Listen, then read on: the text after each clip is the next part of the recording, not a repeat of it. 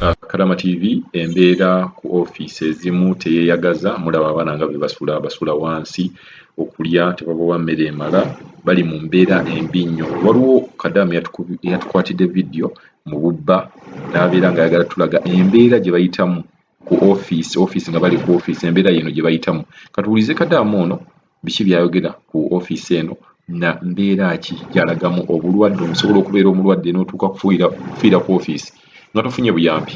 Katuwulirize. Mr. Kadaama TV gyebaliko kyonna kyotuusako engalo. Mr. Kadaama TV weetegereze olabe embeera abaana gye babeeramu ku ofiisi baba bazizzaayo. Oyo omukyala gw'olaba oyo mu Philippine, omukyala oyo wenjogerera n'okufa yafudde. Kazi yalaajana nga tewali wadde amuyamba. N'ono omukyala ono nnyini gundi eyo, nnyini apartment eyo, bano aba ofiisi gye bapangisa, kale kaŋŋambe accommodation eyo gye bapangisa. Omukyala omuwala oyo yamulaajanya n'amugamba ndi mulwadde nfa. Omuwala n'alaajana naye ne bagaana okumuggulirawo. Katonda naye n'azza bibye. Abantu b'amaofiisi bannaye nze sibanyi. Abaana amazzi ge banywa amazzi ga muttoyi eyo nga bw'ogiraba. Akafaananyi ako n'ebidde bwebbi zokka kwata. Tebyabadde na byangu okukwata akafaananyi ako kuba ne munda tebakkirizayo masimu. Abaana y'ensonga lwaki baba batutte ku ofiisi babaggyako amasimu kuba baba bamanyi bagenda kufulumya information eri munda eyo.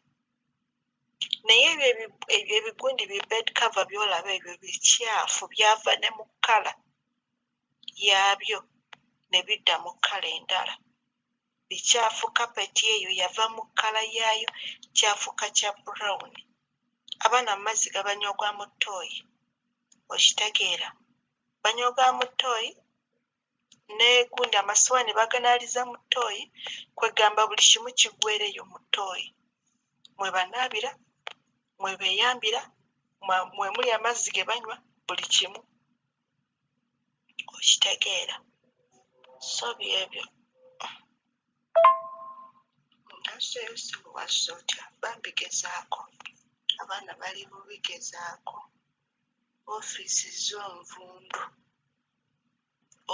z'onvundu. Kubanga eri omwana gw'osanga nga mulwadde aweddeyo. Ate kyasinze n'okuntiisa n'abaana mbu bafiirayo. Waliyo abantu abakugamba bamazeeyo. Waliwo omukyala oba mugundi Muyinde. Omuyinde oyo amazeeyo omwaka gumu mulamba. Kuba namusangayoko ne mu 2019. Okitegeera. Naye ye kuva dda abagamba tayagala kukola, ayagala kuddayo. Ne basalawo ne bagamba kati abeerewo ku ofiisi.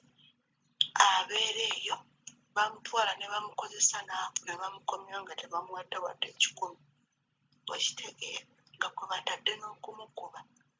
Bw'omulaba ko toyinza kkiriza nti na muntu yakoga n'aggwawo olw'ebirowoozo n'embeera. Abaana bali bubi bambi, abantu bali bubi. Ne bw'olwogera n'obagamba ndi mulwadde tebakufaako, omala kufa ne batwala omulambo. Okitegeera. Kale bambi neeyanzisa, gezaako bambi.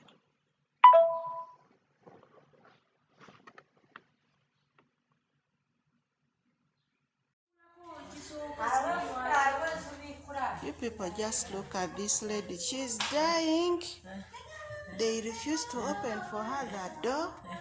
She's here. She tried to talk to those people to return her back in their country, but they refuse. Just look at how people are living into this place. The place is too dirty. Look at where people are sleeping. Can you imagine? Just look at where people are sleeping. Look at it. Look at it. Just have a look at it. This lady, she's dying, really.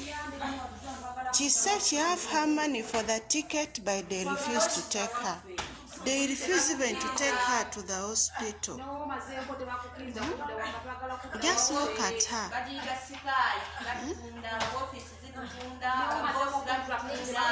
Just look at how she is. She's dying. She tried to hope to knock these people, but we are locked inside. The whole doors are locked. But this lady is really dying. She's sick. We have knocked the door, but these people cannot open the door. This lady is dying. But they are all there quiet. Just look at how people are sleeping, really. Look at the carpet. Look at this place. Now you see, this is the office, the apartment. Just look at what people are using here. This is a toilet. This is a toilet. People are washing the plates into the toilet. I think you could see. This is a toilet. People are here washing plates. This is a toilet. These are plates. People are washing plates. Can you imagine? Into the toilet. You see? This is how you people are treating the maids. These are the buckets they use to take bath. They are washing plates into the toilet. Look at this.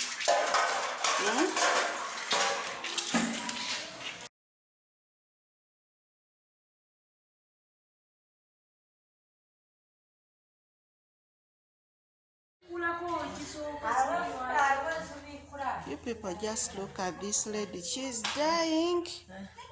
They refuse to open for her that door. She's here. She tried to talk to those people to return her back in their country, but they refuse. Just look at how people are living into this place. The place is too dirty. Look at where people are sleeping. Can you imagine? Just look at where people are sleeping. Look at it. Look at it. Just have a look at it. This lady, she's dying, really. She said she have her money for the ticket, but they refuse to take her. They refuse even to take her to the hospital. Just look at her.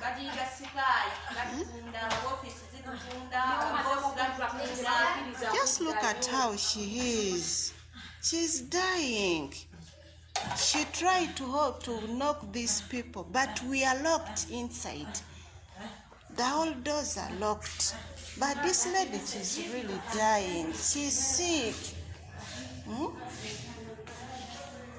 We have knocked the door, but these people cannot open the door. This lady is dying.